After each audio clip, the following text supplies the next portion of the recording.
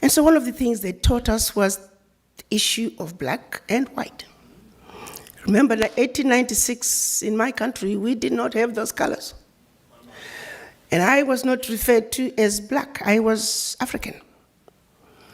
But somehow we were just told that you're black. And then the other race is white.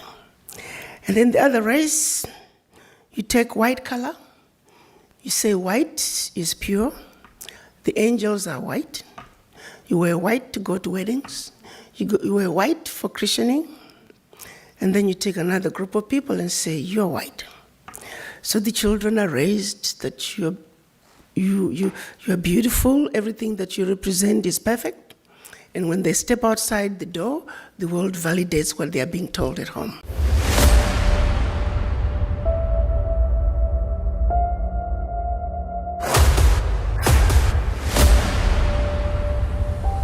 This is the journey to One Africa. So please join me in welcoming to the stage a truly remarkable woman, Her Excellency, Ambassador Arikana Chihombori-Quao.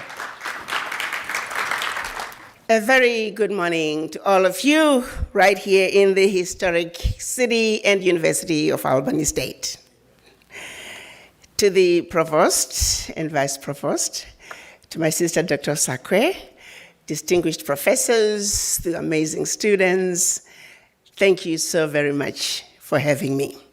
My name is Arikana Chihombori-Quao. I am a proud product of two amazing HBCUs.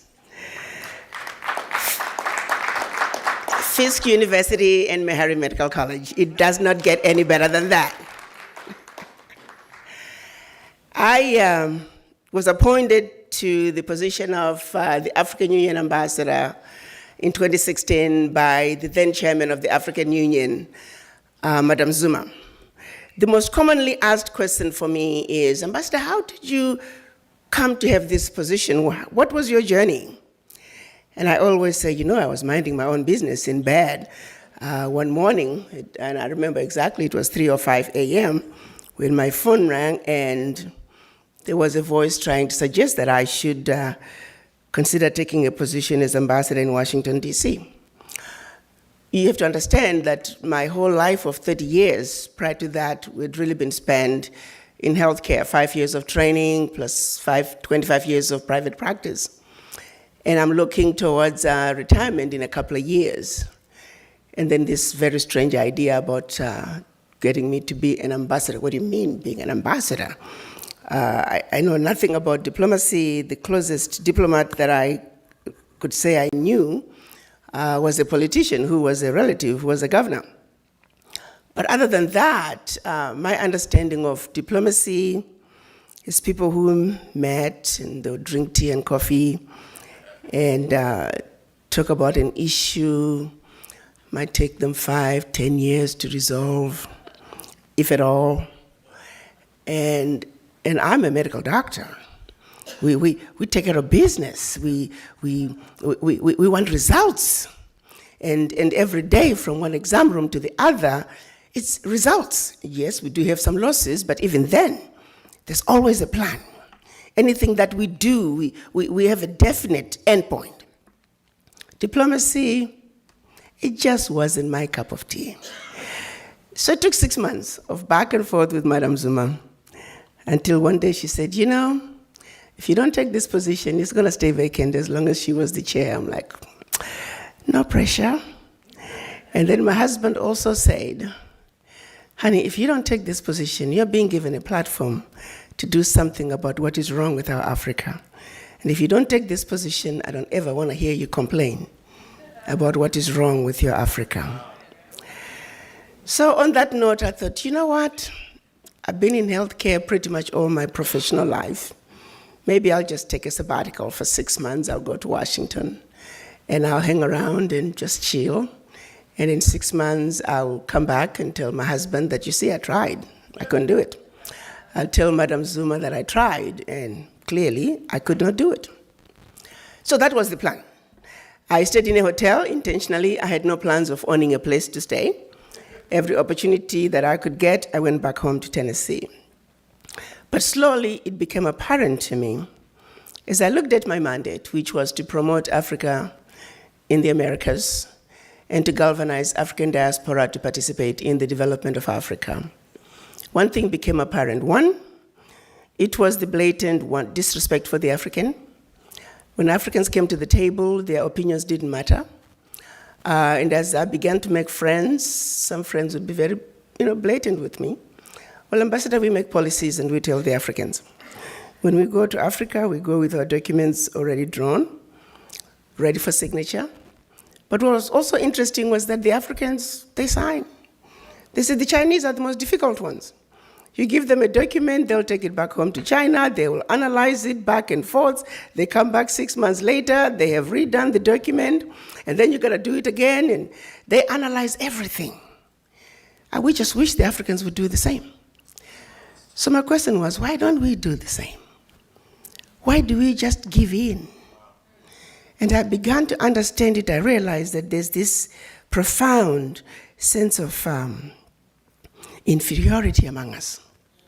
It percolates through from being a child all the way to people in leadership roles, people who are supposed to be defending Africa and speaking out and pushing back. As I began to understand, because I'd never really been put in a position to really say, now stop, this is what's going on, and you need to do something about it. Before, I was looking at it from the sidelines. But now, I'm faced with the situation that if I'm going to deliver on my mandate, we've got to deal with some issues from a fundamental point of view. Yes. There was a lack of understanding, in my humble opinion, of Africa,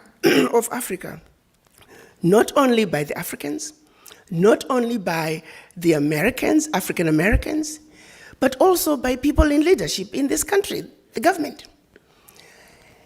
And I kept on that journey trying to think, how then am I going to deliver on my mandate if I'm surrounded by people who don't understand what is really going on? So it was because of that realization that I decided to go on a journey of educating, educating the continental Africans, the African Americans, and the Americans about what is really going on in Africa.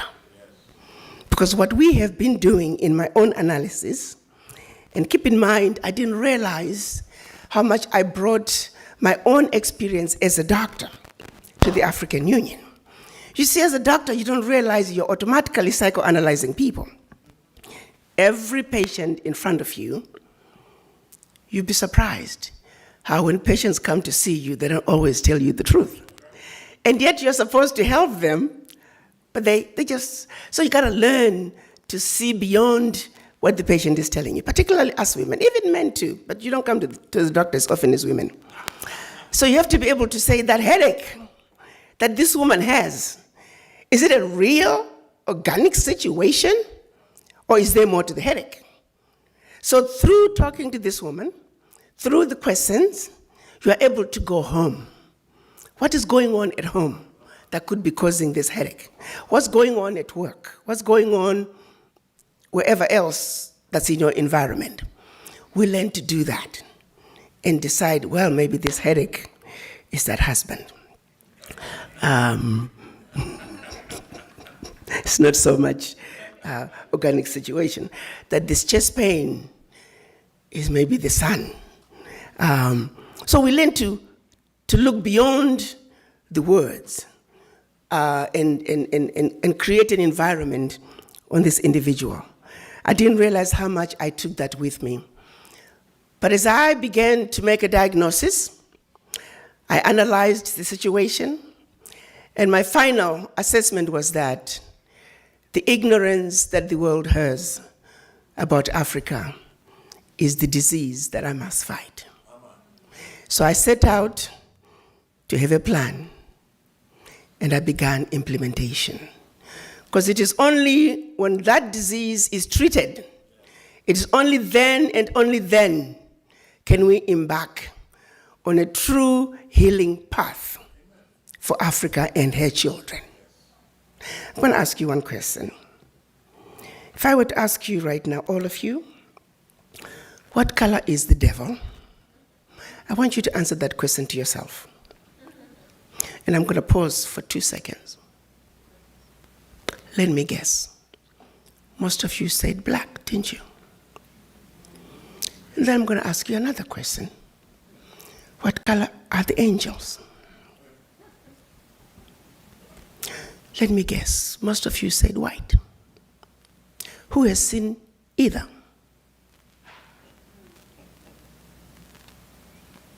And yet we accept it. So you take a group of people, you say the color black is associated with the devil. Everything bad is black. You wear black to go to funerals. The villains in the movies are black. Everything undesirable is black. You take a group of people and say, you too are black. No matter how we try as black mothers to raise our children at home and tell them you're black and you're beautiful, the minute they step foot outside that door, they are immersed in nothing but negativity about that which they represent. How do you raise a child with good self-esteem in such a world? Then I took it back a step further. You see, growing up in my village in Zimbabwe, the British did not come to Zimbabwe until 1896. Prior to that, we had our own gods that we worshipped. We had spirit mediums who were our intermediaries to the higher power. They had no color until the British arrived. Then the British began to, you can remember the missionaries were sent to Africa to teach us how to read, but not how to reason. So we're programmed to receive that which they wanted us to receive. And so one of the things they taught us was the issue of black and white. Remember, like 1896 in my country, we did not have those colors. And I was not referred to as black, I was African. But somehow we were just told that you're black. And then the other race is white. And then the other race, you take white color, you say white is pure, the angels are white, you wear white to go to weddings, you wear white for christening, and then you take another group of people and say, you're white. So the children are raised that you're beautiful, everything that you represent is perfect, and when they step outside the door, the world validates what they are being told at home. Now you take these two children. One is surrounded by nothing but negativity about that which they represent. The other is surrounded by nothing but positivity about that which they represent. How do you expect these children to look at themselves as equal? These are some of the subliminal messages that are being passed on to our children. And in my own assessment, and when you look at it from the African point of view, it explains why some of our leaders, people who are supposed to represent us, when they sit across the table with others who don't look like them, they automatically feel inferior. It is a serious problem. It affects our ability to feed our children as mothers. It affects our ability to provide for us children to go to school, provide good healthcare systems, provide good infrastructure. It starts right there. The failure to stand up and defend that which you believe in, and defend that which is blatantly wrong. 1884, after the colonizers had been running around our continent of Africa, They wondered how they were going to defeat these people. You see, you got to understand, before the Greek civilization, before the Roman Empire, there was Africa. The pyramids were built 2,500 years before the Greek civilization.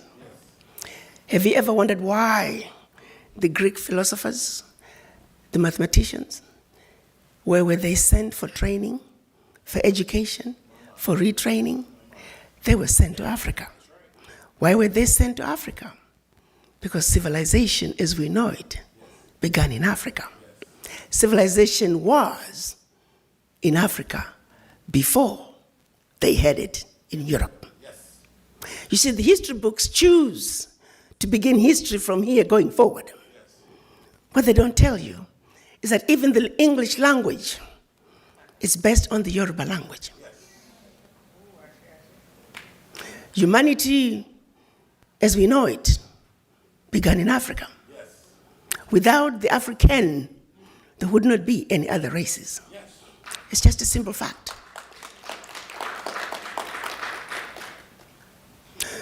So they came together and set out a plan. Prior to 1884, you gotta remember, Africa was made up of powerful kingdoms. The countries that we know as African countries today did not exist. So if you're going to be doing your DNA testing, I urge you, don't settle for I'm from Nigeria. Settle for what is my kingdom. Yes, I'm a proud member of the Monomotapa kingdom. Are you an Ashanti? Are you from the Benin kingdom? That's who we were before the Berlin Conference. So why did they meet in 1884 at the invitation of the then Chancellor of Germany, Bismarck? Bismarck said, let's all come together, we the colonizers. Because keep in mind, at that time, they were beginning to fight each other over how to distribute what they had looted from the Africans. So you see, the French would loot from the Africans, then the British would come and then loot from the French, what the French had looted from the Africans, and then the Belgians would come, they'll loot from the British, what the British looted from the French, that the French looted from the Africans. They were getting ready to have a European war on the African soil. So Bismarck called his sidekick, the then King of Belgium, and said, let's meet in Berlin. Let's strategize on how we can effectively loot from the Africans in a unified way that does not lead us into a war. So they met in Berlin to strategize on how to see to it that Africa and her children are forever defeated and dominated. Make no mistake about that. I repeat, they met in Berlin from November of 1884 to February of 1885 to strategize on how to effectively see to it that Africa and her children are forever defeated and dominated. That was 135 years ago. Fast forward 2019, the strategy remains in place today. History tells us that they set across from big old map of Africa. They proceeded to chop Africa up into tiny little economies that we see today. Tiny economies that clearly cannot survive on their own. Tiny economies that, should they survive, like black people always do, they're easy to destabilize. And then after they chopped up these little countries, they often say the divisions were so arbitrary that husband and wife were in bed, and when they woke up in the morning, the husband was in Zambia and the wife was in Malawi. And the assignments of these countries to the colonizers were also done in a way that they would provide maximum destruction. I often say, have you ever pictured driving from Zambia? You're speaking English. Pretty soon, you're in Angola. You're speaking Portuguese. A little north, you're in DRC. You're speaking French. Go a little west, you're in Equatorial Guinea. You're speaking Spanish.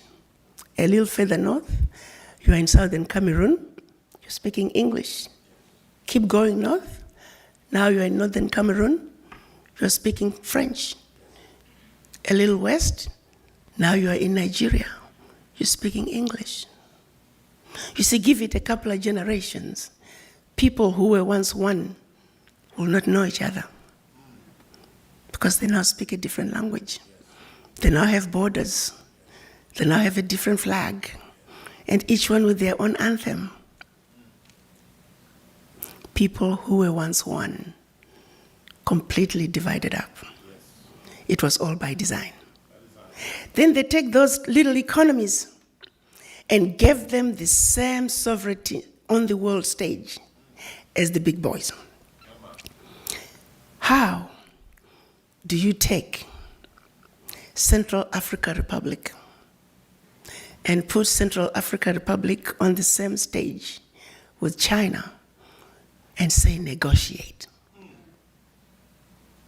How do you take Malawi and put Malawi in the same room across from India and say negotiate? How do you take Djibouti and put them in the same room with the United States and say negotiate? Africans are defeated before the game even begins. I often use an example of taking my poor husband, if you knew him, and put him in the same boxing ring with Mike Tyson. He said, my husband will collapse before he even gets on the stage. And when he collapses, it's like, what's wrong with you, Dr. Quao? Can't you fight Mike Tyson? The world is not fair. So when we find ourselves being thrown, oh, African leaders are corrupt. Oh, that's a big one. They will hit you with that every time. And every time it's supposed to be a conversation stopper about Africa.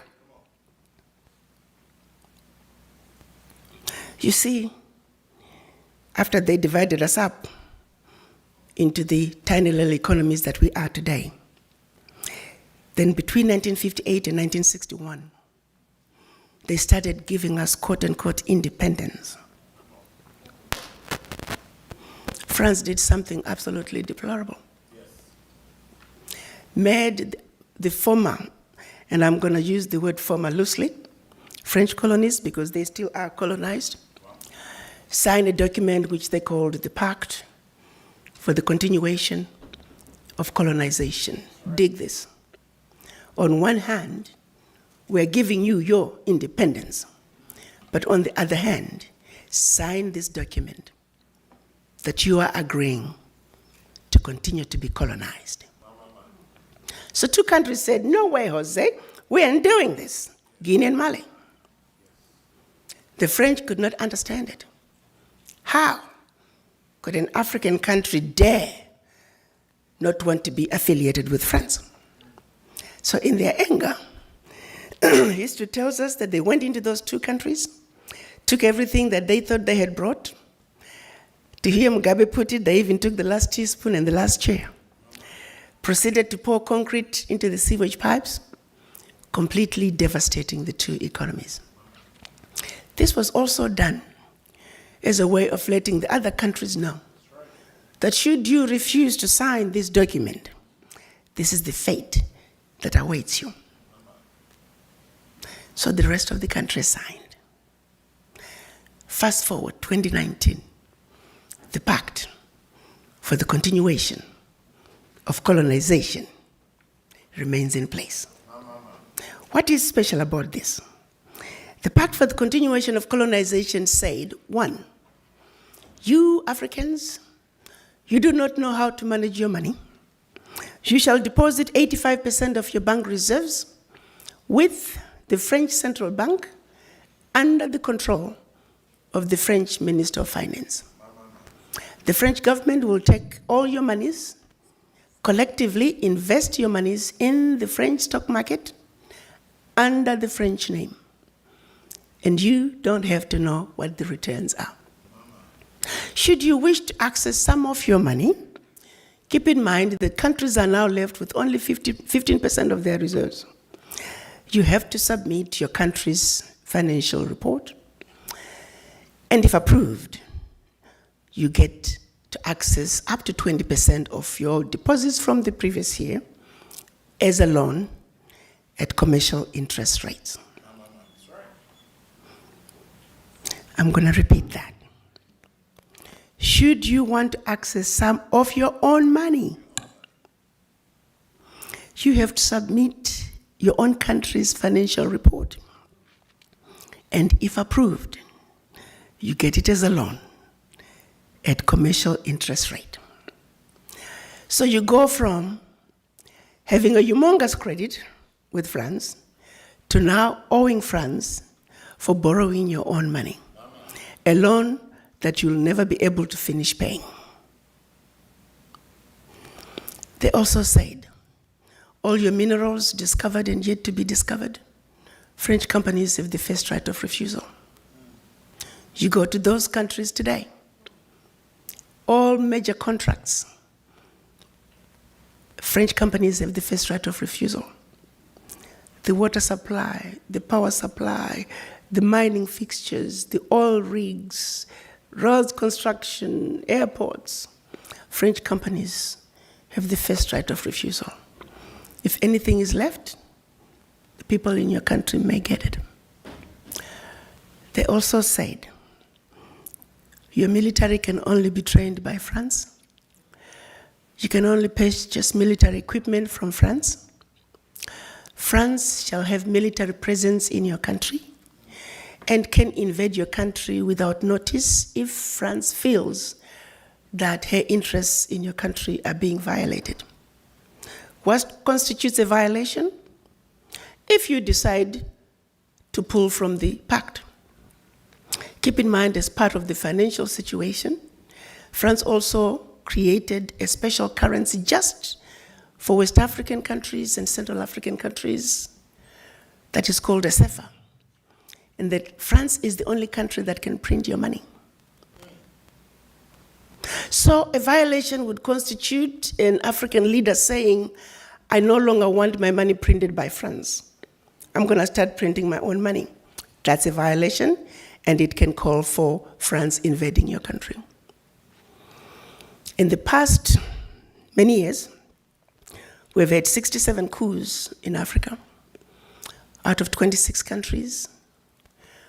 Of the 26 countries, the coups, 16 coups, 16 countries were former French colonies. To date, 22 African leaders were assassinated during a coup, documented all of them. France was behind it, simply because France felt they were quote-unquote threatening French interests by wanting to pull out of this horrible, horrible pact. 2019, nothing has changed. Countries are still depositing their funds to France. French companies still have first right of refusal. So if you are an African president, newly appointed, your first day in office, your chief of staff comes to you and reads to you the do's and don'ts as stipulated by the Pact for the Continuation of Colonization. Mr. President, you have given up your financial resources. You have given up control of your natural resources. You have given up your military. What power do you have? May I take you back to the question? When people start the conversation with corruption in Africa, I give it to you. I'm not disagreeing. We have corruption in Africa. but who doesn't have corruption on earth? Which country, which continent, which region is free of corruption? And yet what happens in Africa, so much light is shone on it. And when the same thing happens elsewhere, it's minimized. You see, I liken to today, because of the Pact for the Continuation of Colonization, France alone, that little bitty country, is taking out of Africa over $500 billion. Over $500 billion. And by the time they finish investing that money into the French stock market, they're realizing trillions of dollars in any given year. Park that. The watchdogs for corruption are saying out of Africa, 50 billion gets out of the continent from corruption. Now you got two thieves. You have a thief with a briefcase with 50 billion, and another thief, a small thief, with a briefcase with 500 billion. Which thief are you going to go after? The world wants you to be stuck with a thief with 50 billion, and not the thief with 500 billion that's going to become trillions of dollars. Do you quickly realize how the 50 billion becomes a crumb under the table? And we are meant to fight each other for which one of the brothers has gotten a larger chunk under the table. So that way we never have to get on the table and talk about not a 3-course meal, not a 5-course meal, not a 10-course meal. I call it a 100-course meal going on the table. The question I have is, why has it been so difficult for us as Africans to say enough is enough? How long are we going to keep watching this carnage go on and we say nothing? It goes back to the mind. It goes back to that fear. It goes back to that sense of inferiority.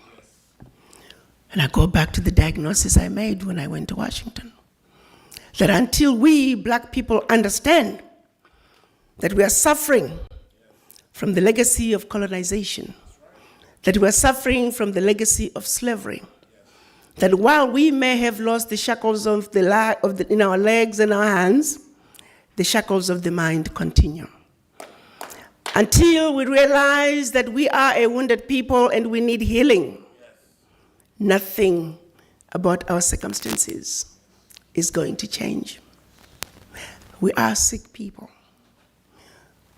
But to be sick, first you must realize and accept that you're sick. How do you go to the doctor if you don't think you're sick? We are not only in the doctor's waiting room on an outpatient basis. We are not even in the hospital in a general ward. As black people, we are in the intensive care. And we need to realize that.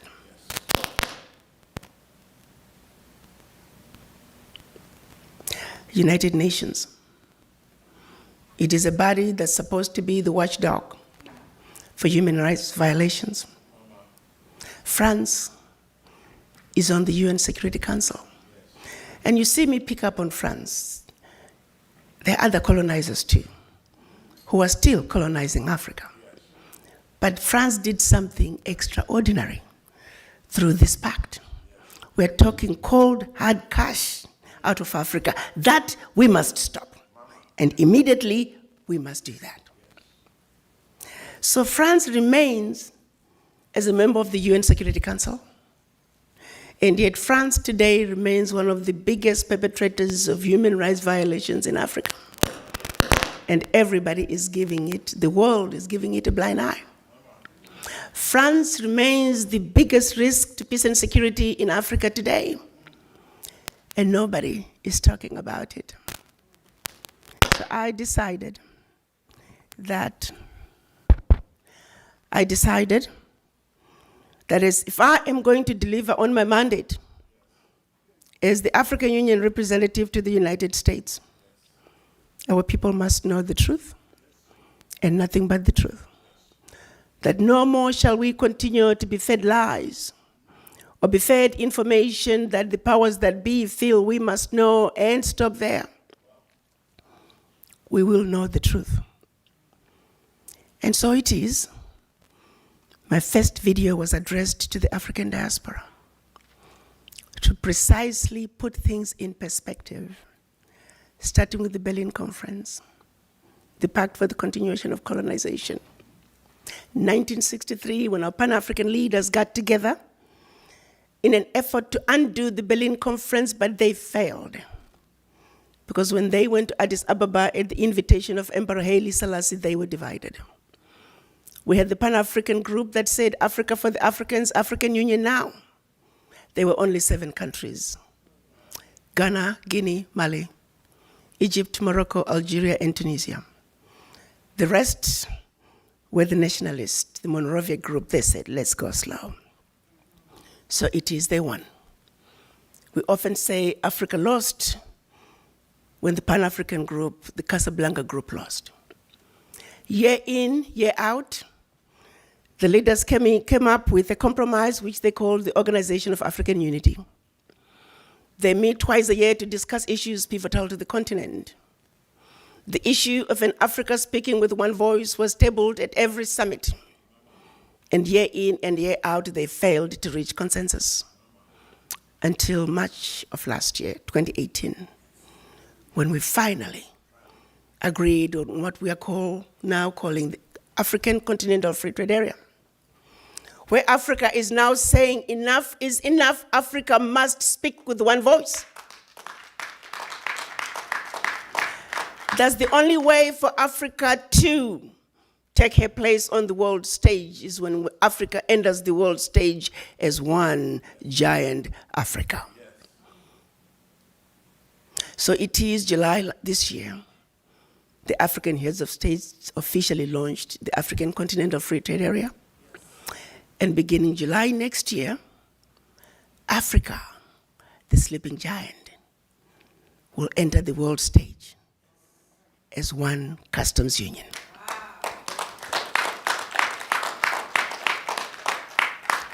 It's been a long journey. I call it a 700-year courtship, and that goes back to when the colonizers first came to Africa. I'm calling it a 56-year pregnancy. That's when our Pan-African leaders met in 1963 and started the conversation about a united Africa speaking with one voice. The baby is now born, and her name is the African Continental Free Trade Area. You see, the children of Africa must realize that now we need diapers, we need formula, there are going to be sleepless nights, this baby is going to cry, this baby is going to throw tantrums. We need to be ready to take care of this baby. And the only way to effectively take care of this baby is when the children of Africa are walking and get rid of the shackles of the mind. Because if we do not wake up as a race, if we do not realize that we are suffering from this affliction, if we do not seek the help that we need and the healing that we must have, guess what's going to happen come July? You see, well, you got to understand what the African Continental Free Trade Area is doing. The African Continental Free Trade Area is creating an economy that's $3 trillion, with a workforce intra-Africa of 1.27 billion. An environment that you can spread and grow your business like wildfire from one country to the other. The borders that have kept us from trading with each other as African countries are in the process of being melted as we speak. Beginning July 9 next year, 90% of all goods being traded within Africa are going to be zero duty. We're looking at quadrupling intra-Africa trade in the next 5 years. Africa is on the move. The question is, Are the children of Africa ready to step up and take what is rightfully yours? You got to understand, around the globe, as black people, the reason we are so disrespected is because we're poor. Most of us don't own anything. Singularly, while we were given our independence, the one thing that was denied from us is economic liberation. The African heads of states are saying, African wealth belongs to the African children. Yes. The African Union defines African diaspora as all people of African descent living outside Africa. Yes.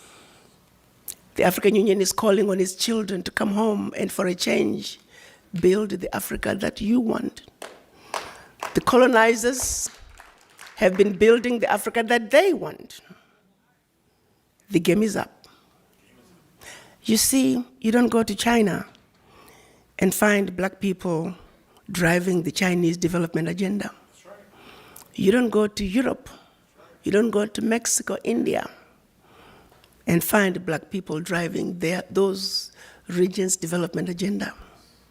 The reality is, you must not, cannot, should not, and golly, will not go to Africa and find non-Africans driving the African continental development agenda. Yes. Unless, of course, you, the children of Africa, the inheritors of Africa's wealth, yes, choose to vacate that place that has your name. Yes. The choice is yours. The environment is ready. Yes. And so, I'm on a mission to see to it that we, people of African descent, truly understand our Africa. Yes. Truly realize that we have been lied to, yes, but that we are smart enough to know better. Yes. That we have been sleeping, that it's time to wake up. Yes. You see, a united African diaspora is a sleeping giant. Yes. It is the sleeping giant that is needed to bring the sustainable change that Africa desires. So it's beautiful to listen to our children talk about the African Union, the model African Union. But I ask you children to take it a little bit further. It doesn't end with just a conversation about corruption in Africa. The bigger corruption in Africa is coming from outside. Try flying low over the DRC. You're gonna see tarmacs in the middle of the jungle. You're gonna see 747s flying into the DRC, picking up minerals and flying right outside the country. Do you think those multinationals are going to wanna see peace in the DRC? Do you think they're going to wanna see peace in South Sudan? No. A stable Africa is an Africa that cannot be exploited. So they will see to it that there will never be peace in Africa by any means necessary, unless you come to the table and do something about it. For a continent that doesn't have a single gun manufacturing company, we seem to have endless supply of guns. How? How is this okay that Africa continues to be exploited to this extent? How is it okay that the world has watched as France is taking cold, hard cash out of Africa? How is this okay? I want to know. United Nations, answer that. Secretary General Guterres, answer that. When you all meet every year in New York, what are you talking about? That is our reality as black people. And only we can change that. Yes. I am very encouraged by the president of Benin. He has put in a formal request for all the bank reserves his country has deposited with France. Yes. So to France I say, we are watching you, France. There better not be a coup in Benin, because that is your modus operandi. There better not be any instability in Benin, because that is your modus operandi. I'm hoping that the rest of the West African countries, quote unquote, former French colonies, can also demand a refund of their deposits. Africa is on the move. Let's join hands. Let's support those countries in what they have started. And since I'm standing here in a historical black college, that education and understanding is start with you, our youth. This is a fight that I know very well that we will not be able to finish. But golly, we want to make sure that you understand fully what is going on.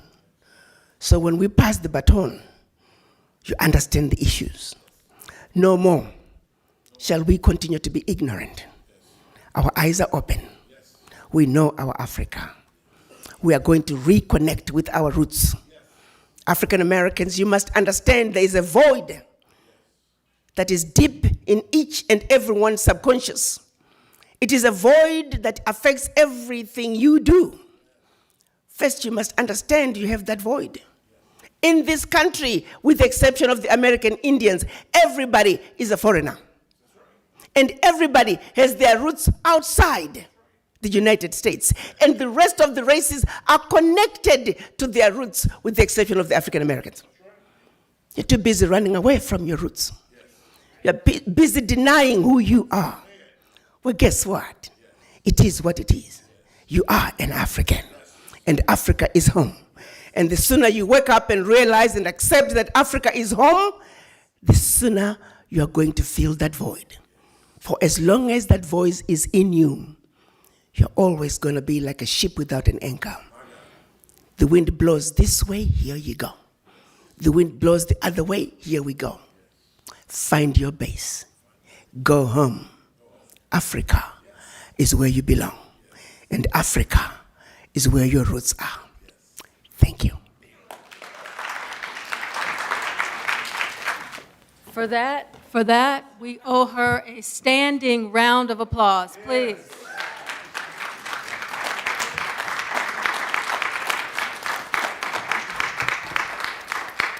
I just want to say that here at Albany State, we strongly believe that education is the vaccine to poverty. And so we stand with you, we stand alongside you, and we support your mission and your fight.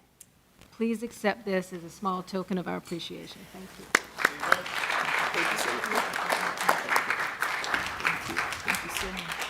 Actually, one other point that I'd started discussing with the provost, the Association of African Universities now have their offices in Washington, D.C. It's an association that represents 400 universities across the continent. With a one-stop shop, you can pretty much pick where you want to go in Africa. I would hope that, I told the provost that I will bring them back. The enrollment, we must expand the international study program, not only for students, but also for professors. This can be done very easily, and I'm on a mission. I will work with the professor to see to it that next year, we have as many of you students going to Africa. We want to establish, it should not be expensive. You see, white schools are very good at taking care of themselves. My kids, one of my kids speaks French like a Frenchman, sadly, because of the program that she was in. All we paid for was the airline ticket. Even the professors, I housed 3 professors every year from France as part of the exchange program. We can do this. We need to establish host parents. We need to start host parents in Africa and here. The schools must commit to accommodation. There are organizations that when we work together, our students should never have to struggle. There are airlines that are making money out of going to Africa. Let's hold them accountable. There are businesses making money in Africa. Let's hold them accountable. There are very different ways that we can see to it that our children get to where they want to go. I want to give you my word. I am going to fight to see that our children go to Africa. And Provost, you have my word. Assistant, you have my word. we are going to Africa next year. Plain and simple. Thank you. All right, so now we are, just to move on.